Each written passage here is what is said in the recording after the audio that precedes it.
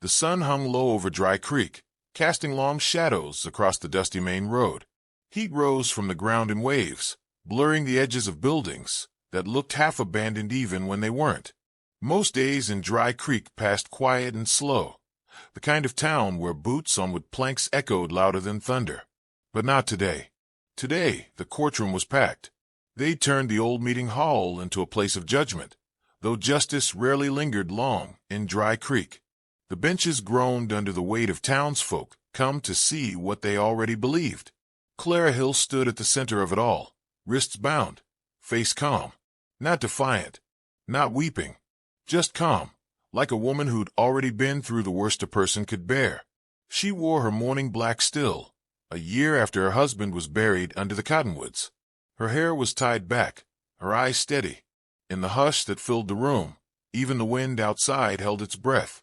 Judge Malden, gray as the dust on his robes, looked down from his seat with a weariness that was part age, part fear. Everyone feared the Dunleys. "She stands accused," he announced, voice dry as paper, "of murder, Reuben Dunley, shot dead behind her home not 2 nights past. No witness, no confession, only the body and the bullet." The crowd murmured, some in disbelief, most in grim approval. Clara had long been a thorn to certain men, too bold, too upright, too unwilling to bend. She taught children letters and history when others said women had no business doing such things. She'd stood before Reuben Dunley himself 3 weeks prior and told him his kind weren't welcome near the school. Now Reuben was dead. The prosecutor, young Amos Dent, tried to muster the fire his position demanded, but his voice cracked halfway through every sentence. He stumbled over facts, repeated accusations, and turned often to the Dunley brothers, seated behind him for reassurance. Everyone knew they ran Dry Creek. They owned the rail rights, the cattle lands, and the silence of the sheriff. Clara had no defense lawyer. Her own, a quiet man from Bitterbrush, had left town in the night with his face bruised and his horse limping. Judge Malden cleared his throat. "Mrs. Hill, do you have anything to say before I consider judgment?" Clara looked to the crowd. She saw her students among them, faces pinched by fear. She saw their parents, most silent, some ashamed. She saw Sheriff Tully, leaning against the wall like he had better places to be. "I didn't kill Reuben Dunley," she said. "He came to my house drunk. He pushed my door open without knocking. I warned him to leave. I held a rifle, yes, but I never fired it. He staggered out, cursing me, and that was the last I saw him." "Can anyone confirm this?" the judge asked, though his tone already knew the answer. "No," she replied, "but I won't lie to buy my life." A hush followed her words. Even the wind dared not whistle. Clara stood like a pillar carved out of grief and grit, and for a heartbeat, something shifted in the room. Not belief, not yet, but the faint scent of it. Behind her, the Dunley brothers, Caleb, Merritt, and the youngest now dead, whispered among themselves. Caleb smirked openly. His black vest gleamed under the lamplight, boots polished, fingers flexing beside his belt where his gun rested. His brother's death had not made him mournful, only meaner. "She's stalling," Merritt muttered to Amos Dent, loud enough for the judge to hear. Judge Malden sighed through his nose, pulled his spectacles from his vest, and peered down at Clara with the weight of a man who'd lost the will to hope. "Very well. If no witness speaks and no new evidence arises, this court must proceed. Mrs. Clara Hill, you stand accused of murder. You will." The door slammed open with a sound like cannon fire. Heads whipped toward the entrance. Dust spiraled in the light pouring through the threshold. A man stepped forward, tall and broad-shouldered, his face half-shrouded in a dark riding mask.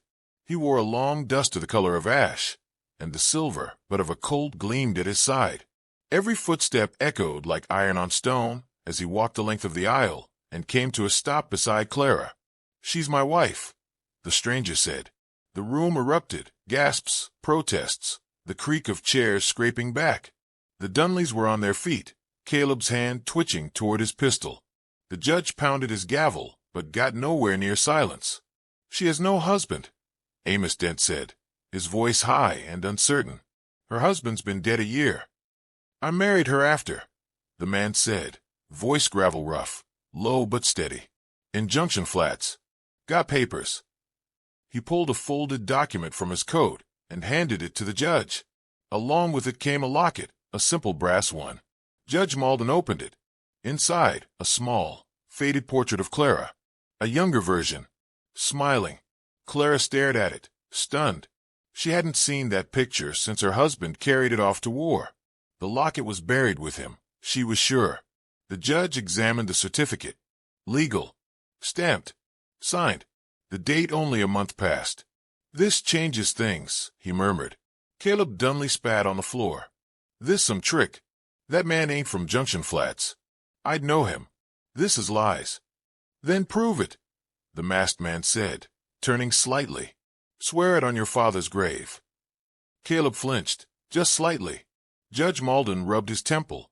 I'll grant 1 day's stay, he said, till we verify these claims. Clara watched the man beside her, his posture, his silence, his storm-gray eyes under the mask. She had never seen him before, but somehow he was carrying pieces of her past no one else should hold. When the room emptied, she turned to him. You're not my husband. No, he said, but I owed a debt to the man who was. She said nothing more. Neither did he. But the fire in her chest, banked and buried for days, flickered to life again. The wind had changed in Dry Creek. By nightfall, the sky stretched wide and bruised above the town, a canvas of purples and blood reds smeared by the dying sun. Clara Hill stood alone by the jailhouse window, watching the horizon darken. Behind her, the cell door clanged shut, not in hostility, but formality. The sheriff had offered her the only cot, and left with muttered apologies. Even he seemed unsure now whether she was guilty, or merely the last honest woman in a crooked town. The masked man sat in the shadows by the wall, hat low, arms crossed over his chest like a man ready for sleep or gunfire. Clara had said little since he'd declared himself her husband. Now, the quiet pressed like heat on her skin. You said you owed him a debt, she said finally. The man didn't move. I did. She turned from the window. You gonna tell me what kind? He reached into his coat and pulled out a thin flask. A long time ago, your husband saved my life. Not with a gun. With words. I was holed up after a bad bounty job, bleeding from a gut wound, hunted. Your husband found me, patched me up, and said nothing to the law. Just gave me his name and said, someday, do right by someone who don't deserve what's coming. He tipped the flask back and drank. The silence that followed wasn't awkward. It was weighty, honest. Clara sat on the edge of the cot, hands folded. You think I don't deserve this? I think justice is hard to find in towns where outlaws wear suits and shake the judge's hand. She studied him now. He was tall, but not hulking, lean, wired tight. The kind of man who'd seen too much and learned to keep most of it buried. The mask was leather, scarred at the cheek, like it had taken a knife once. His voice carried gravel, but there was no malice in it, only exhaustion and steel. They'll dig into that certificate, she said. Someone's gonna know it's a forgery. It's not. She blinked. You mean it's real? He reached into his coat again and held up a small journal, her husband's, the same one she thought lost after the war. Her breath caught in her throat as he handed it to her. He carried that every day. In it, letters he wrote to you. Some he never sent. Clara turned pages with trembling fingers. There, in her husband's hand, were lines she recognized. Her name written again and again, as though writing it down made her closer. The marriage certificate's real, just not real for us. I married a woman in Junction Flats under the name Jacob Hill. Thought it'd be easier to vanish under the name of a man the world had already buried. Used your husband's name to disappear from my past. Felt wrong ever since. So maybe this makes it right. She looked up slowly. What do I call you then? He hesitated. Cole. Cole what? Just Cole. Outside, horses clomped past. Boots shuffled. Laughter rang from the saloon. Life in Dry Creek carried on as if justice weren't crooked, as if women weren't jailed on lies and silence. Cole stood and moved to the window. His eyes scanned the street, his hand resting lightly on his sidearm. Dunleys'll move before morning. They can't afford you speaking free. You said you had evidence. Do you? He nodded. Pieces. I've been in town 2 days, quietly, asking questions. Reuben Dunley died behind your house, sure, but not from your rifle. He was shot low, behind the ribs, close range. Not the angle a frightened woman on a porch would take. You sure? I seen enough bodies to know. Clara swallowed hard. Her throat felt dry. And who did it? Cole's eyes narrowed. Likely his brother, Caleb. I heard from the undertaker's boy that 2 men brought Reuben's body in well past midnight.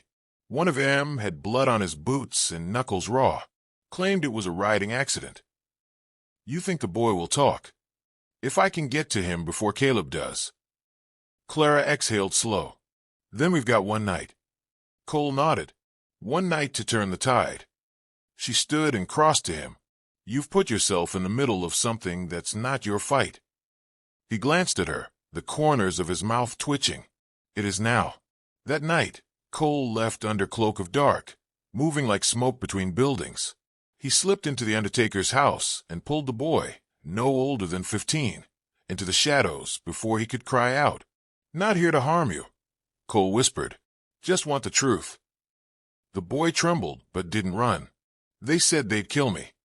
They'll kill her too, Cole said. You know she didn't do it. The boy nodded, eyes wide. It weren't her. Reuben was hollering drunk. He and Caleb were fighting.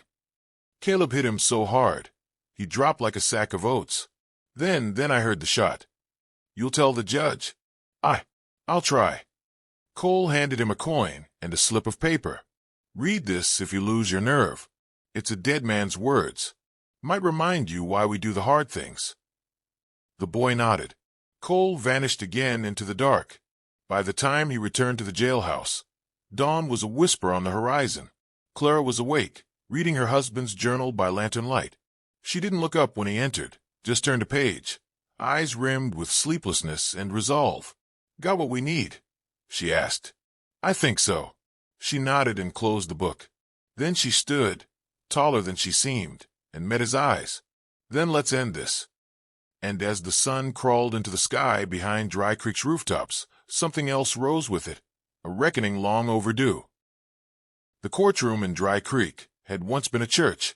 Stained glass still filtered the morning sun in dappled colors across worn pews, though the pulpit had long since been replaced with a judge's bench.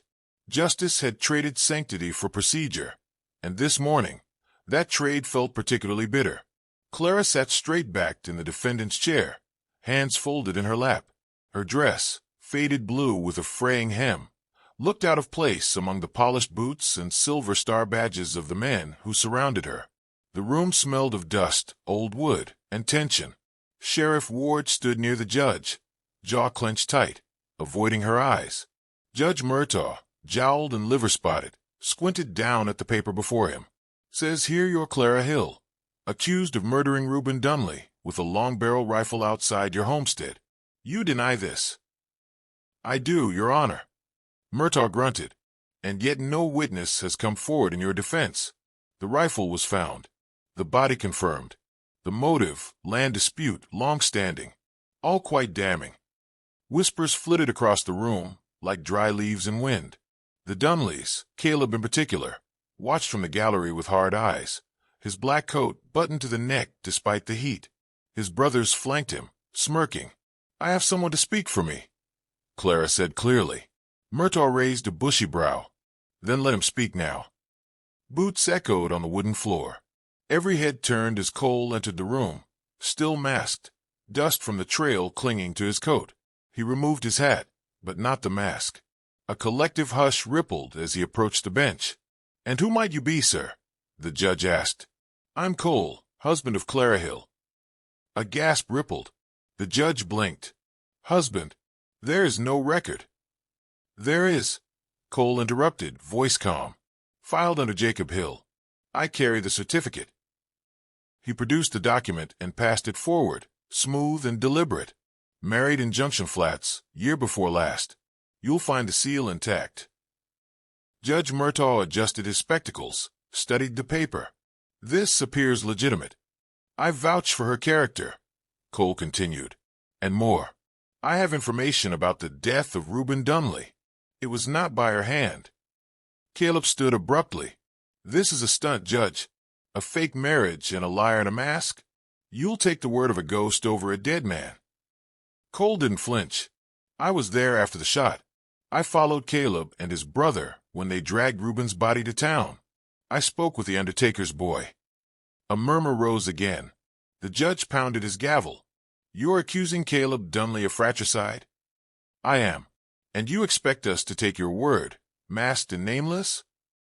Cole's hand drifted to his coat, then paused. You want a name? Fine. My name is Elias Cole. Former deputy under Marshal Brandt, out of El Paso. I was run out after a bounty turned sour, wrong man, bad intelligence. I went west, took a false name. Until now. Gasps turned to silence. Sheriff Ward stiffened. I remember you. You're the one who vanished after Messiah.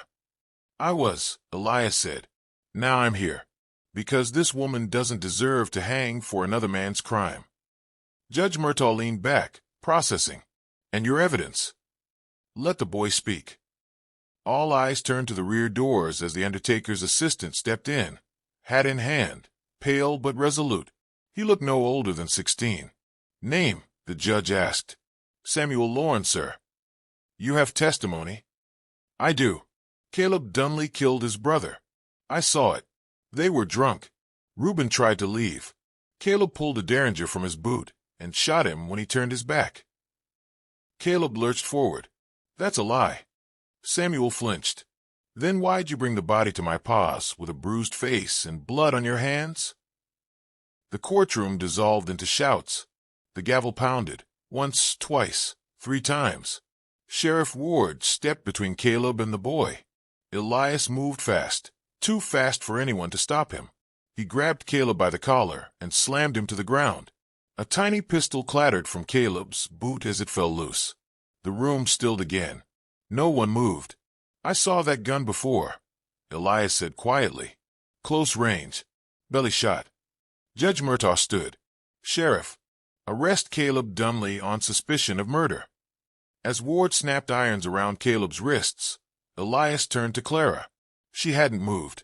Her lips parted slightly, as if unable to find words. The judge cleared his throat. Mrs. Hill, you are hereby released from custody. This court finds insufficient evidence for your guilt, and a credible claim has been made against another party. Clara exhaled, a sound half-sob, half-relief. As the room began to empty, as the whispers gave way to footsteps, Elias remained standing, still as stone. You didn't have to do this, Clara whispered as she joined him.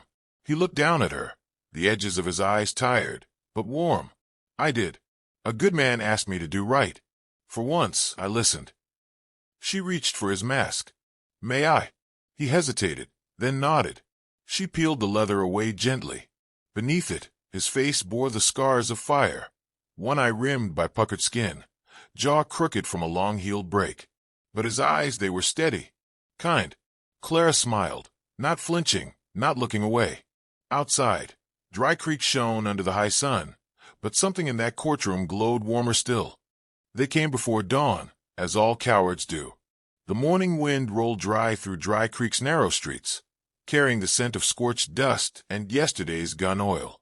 Elias Cole stood at the edge of town, just beyond the church courthouse, hat low, boots planted firm in the hard dirt. His long coat shifted in the wind, hiding the revolver at his hip. Behind him, Clara watched from the shadows of the porch, a rifle resting against her skirts, not for fear, but readiness. Word had spread fast. Caleb Dunley's arrest was a blow to the Dunley clan, but not a fatal one. His kin, a handful of lean, mean cousins who rode in from the hills, didn't care about courts. They came for revenge. No judge would stop them. And so Elias waited. He heard them before he saw them. Hoofbeats pounding like war drums, then the jingle of spurs and the metallic cough of a dry-throated horse. 5 riders. Long rifles slung across their backs, 6 shooters holstered, and murder set in their eyes. They reined in as they reached him, just beyond the hanging tree where so many had once met lawless ends. The leader, broad-shouldered and wearing a coat of buffalo hide, pushed his horse forward. "You the one they say married the woman?" he growled. Elias didn't blink. "I did. That was a mistake." "Then maybe it's one I'll enjoy making again." The man chuckled, low and sharp. "She murdered our kin." "No, Caleb did, and he'll hang for it." "Not if we bury you both first." Elias stepped forward. "You fire that first shot, and I promise you'll never see where yours lands." The leader narrowed his eyes. "You think one man can stand against 5? "No," Elias said, voice calm as the wind. "But I'm not alone." At that, the church bell rang once. From the rooftops and alley mouths, figures stepped into view. Sheriff Ward, Henry the blacksmith, even young Samuel with a borrowed scattergun. Not a militia, just townsfolk with long memories and longer patience for the Dunlea's reign. "You threatened a woman in front of Dry Creek," Sheriff Ward said, raising his voice. "You threatened her again in court. You don't get to do that a third time." The Dunlea men looked around, sudden uncertainty in their eyes. The Buffalo Coat leader spat into the dirt. "You all think you found a hero. That man's a ghost. He wears another man's name." "No," Clara called out. "He wears his own now. And he stands here because none of you ever did." The leader snarled, pulled his pistol. Elias moved faster. His revolver cleared leather in a blink. 2 shots cracked. One struck the leader's shoulder, the other shattered his gun hand. Before the others could draw, Sheriff Ward and the townsfolk opened fire. The thunder of justice roared across the morning. 3 horses fled riderless. One man was caught mid-turn, tumbling from his saddle with a scream. The last tried to bolt, but Clara's rifle spoke once, clean and true, and he dropped without a sound. When the smoke cleared, silence hung heavy. Elias lowered his weapon. His hand trembled, not from fear, but the strain of restraint. He holstered the gun, then turned. Clara stepped down from the porch. "You could have killed them all yourself." "I've done enough killing," he said quietly. Ward approached, hat in hand. "We'll bury the dead. Jail the wounded. It's over, Cole." "No," Elias said. "It's just begun." The sheriff frowned. "What do you mean?" Elias looked toward the east, where the sun rose bright behind the mountains, casting long shadows west. "I've run long enough. I wore another man's name to hide from what I'd done. That ends now." He looked at Clara. "You don't owe me anything." She studied him. "But I might choose to stay anyway." They stood in silence, the town stirring around them, some stepping forward to thank him, others just watching, unsure how to place the masked man who'd stood for truth. Elias took off his hat and finally, slowly, folded the mask in his hands. "I'll leave this here," he said. "Dry Creek don't need ghosts anymore." Clara took his hand, her fingers slipping into his like something long expected. Behind them, the church bell tolled again, this time not for judgment, but beginning. And so the tale was told, of a woman falsely tried, of a man who hid behind a mask, and of a morning when both found justice not in law, but in one another.